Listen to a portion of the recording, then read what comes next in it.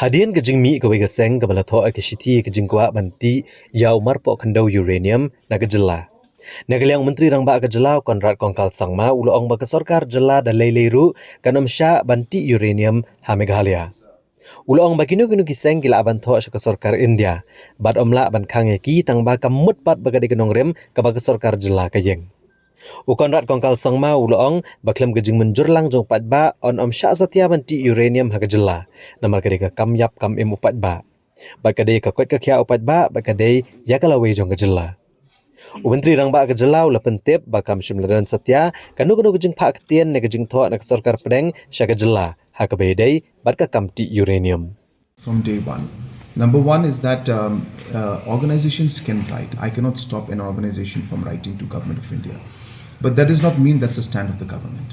For us, we're very clear that without taking people into confidence, without looking at all the scientific aspects of things, we are not going to allow the uranium mining to take place in our state. We're very clear about that.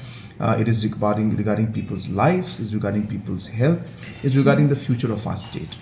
While there may be concerns from individuals who may want this and other certain sections may want to move forward in this, it has to be addressed in a very, very careful manner.